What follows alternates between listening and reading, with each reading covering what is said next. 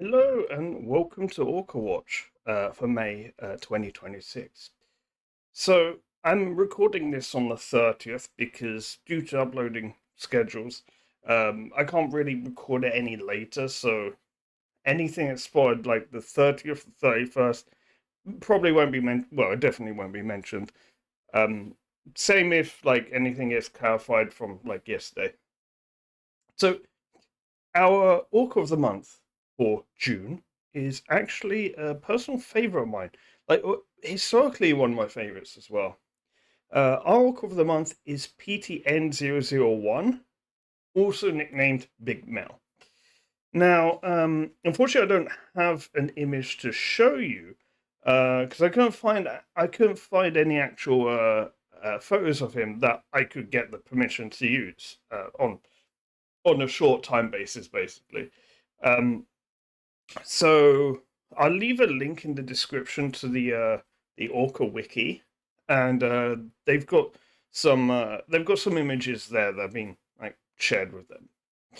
So Mel is was an adult male orca, approximately 50 years old by the time of his passing. He was famous for being one of two male orcas at the time that would strand themselves on the beaches of Patagonia to catch sea lion pups. And from what I can gather, the other male, an older orca known as Bernardo, seemed to have been the one that kind of came up with this technique. And he taught Mel, and then the two of them would go on to do it together. And they ended up teaching their families. Now, Mel's dorsal fin was very recognizable. Well, not very recognizable, but recognizable. Bernardo's was extremely recognizable. It had like tears all over it. And but later on in life, Mel became more recognizable. But well, first of all, his size.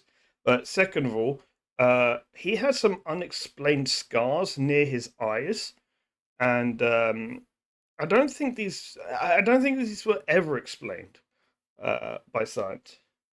And it could have been some kind of condition or illness because they're in the same spot on both sides, and they didn't really look like scars so much. Now, actually, I've got an interesting story about this population coming out in the next WoW news, which will release, I think, a fortnight from now, either next weekend or the weekend after, based on when this comes out.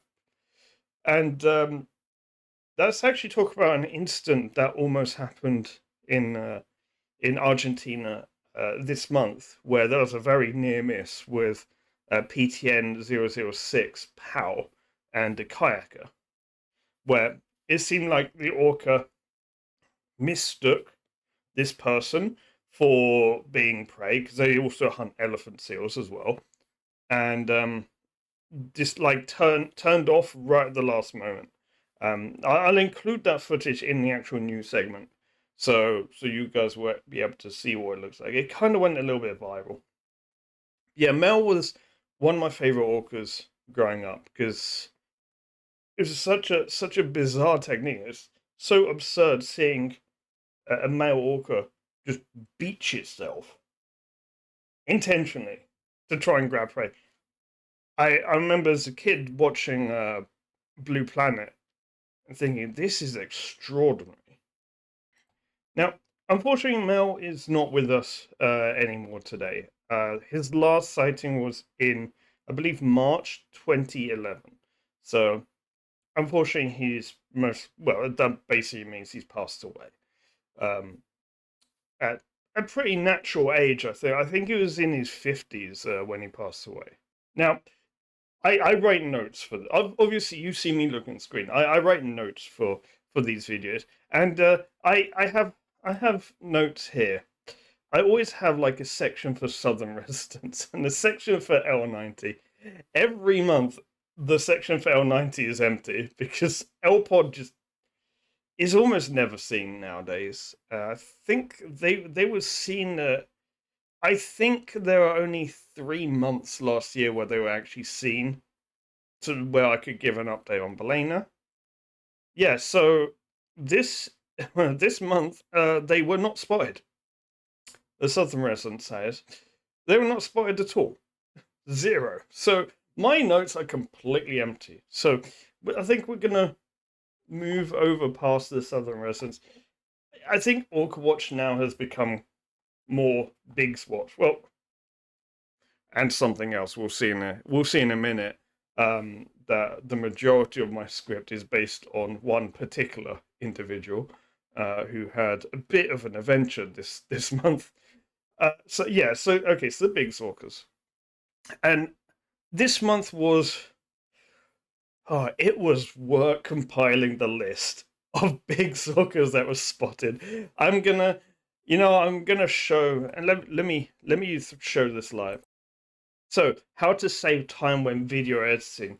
Actually, just put on screen whilst you're recording.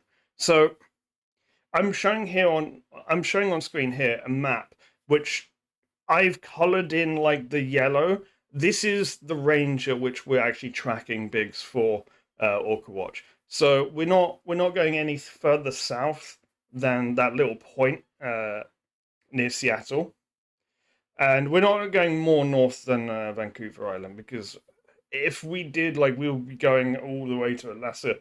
We're also not doing the outer coast of Vancouver Island. There have been some sightings there, but it's not really extensively covered. So this range that we cover is the most extensively covered, the easiest to get sightings data for. And so displaying that is actually incredibly important, given the absolute list of BIGGS that was spotted this month. I'm going to put it on screen. I'm going to put it on screen now, early. And this took some work to track everything. There were. I don't think there was a day where there wasn't a sighting. There were days where there were so many sightings, all on one day, all in different places. There were so many groups that were spotted repeatedly throughout this entire month. However, I've got my own list of families that I tend to just keep track of and follow.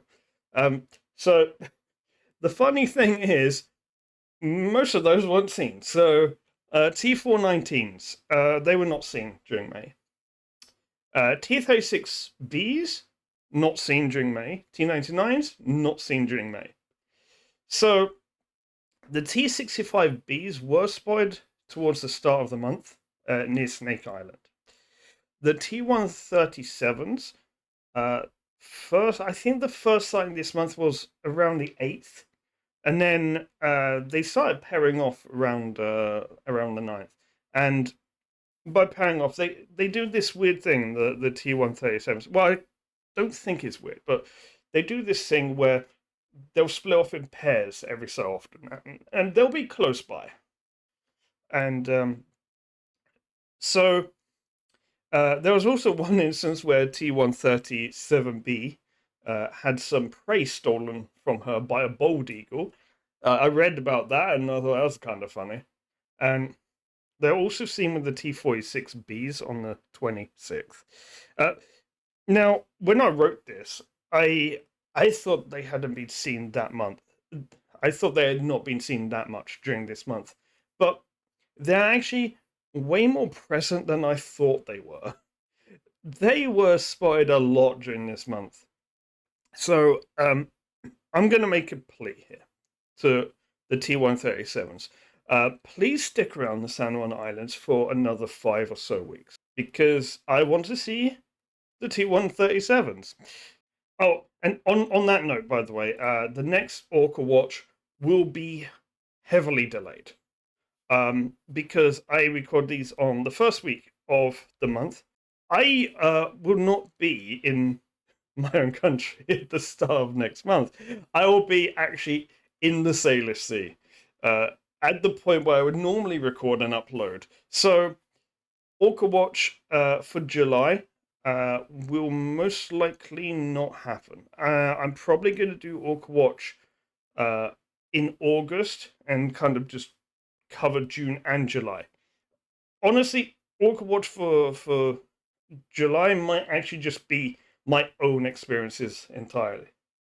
However, if you're short on Orca content, I will have a very, very big video coming out on the Northern Residents whilst I'm away. So that will probably come out the last weekend of June, just in time for the arrival of the Northern Residents in July. So look forward to that.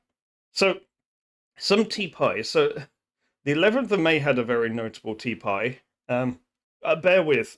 So T23s, T46Bs, minus T46B1s, T46B4, and T46B7, T63, T65, T71B1, T86A, T86A4, T87, T101s, T124D, and T124D4. So a bit of a soup, really. An Orca soup, we'll call that. Tea soup.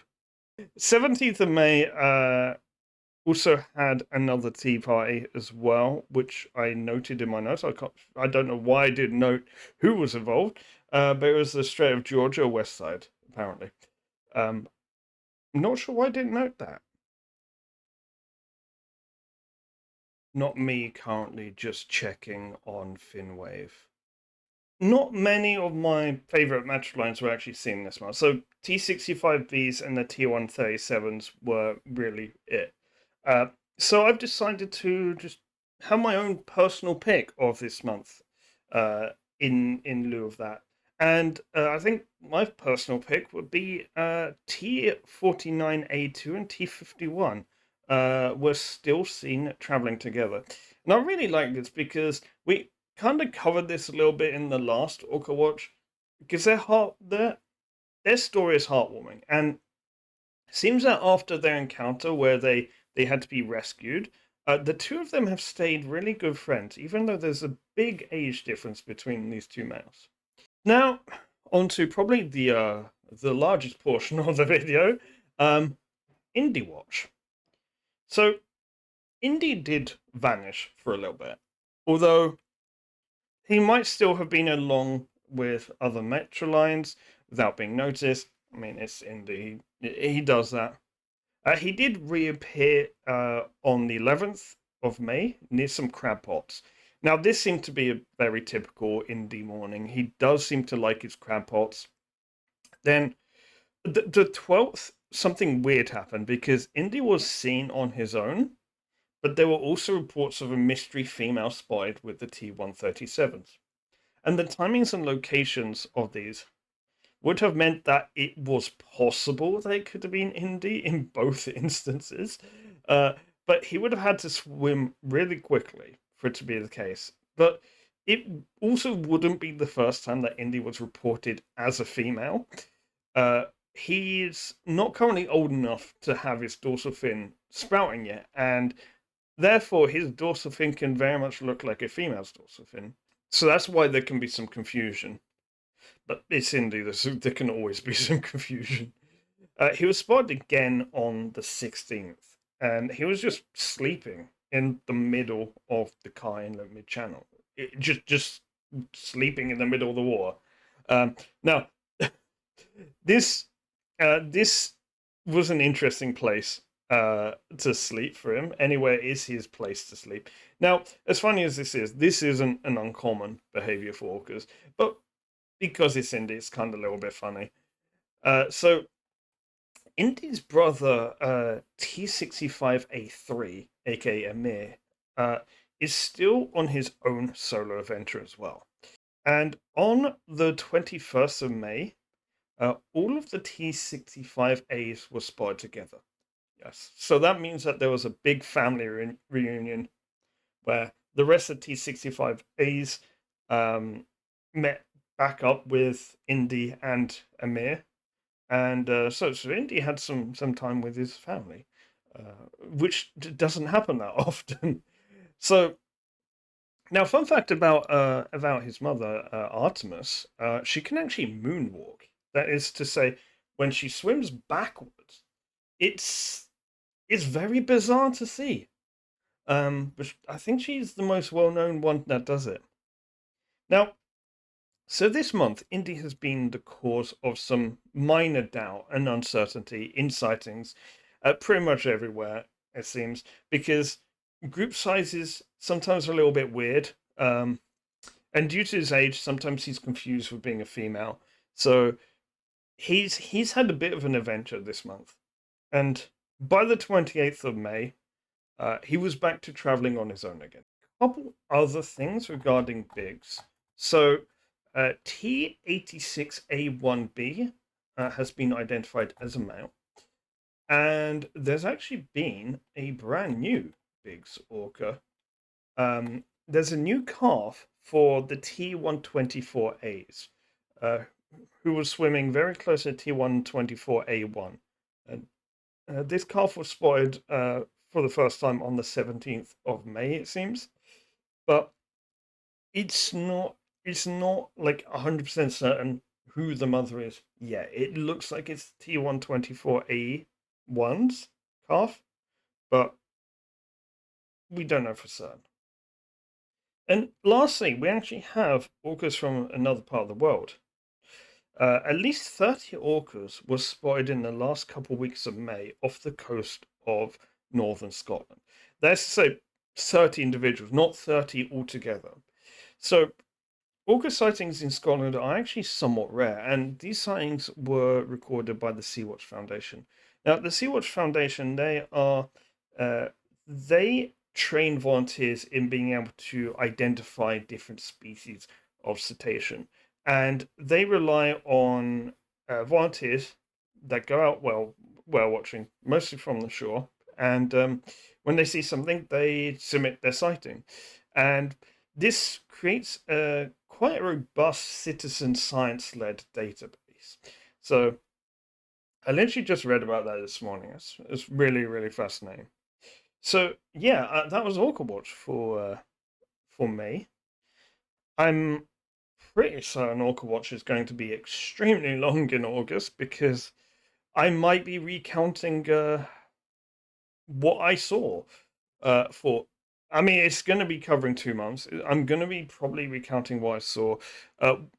Our July podcast is actually going to be recorded whilst I'm there by remote. Now, if for whatever technical reason that can't happen, then we might actually have to unfortunately miss the next podcast.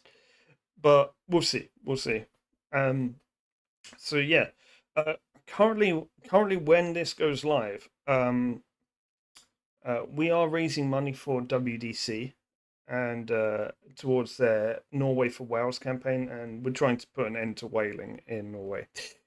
So if you're interested in that, check out a couple of the previous videos on the channel. The last two videos have been kind of about that. One of them's been a part of a podcast. Another one's been an interview. And yeah, in the interview, you can also find a donation link for that as well. So thank you everyone so much for watching. If you liked the video, like it, subscribe, and bye.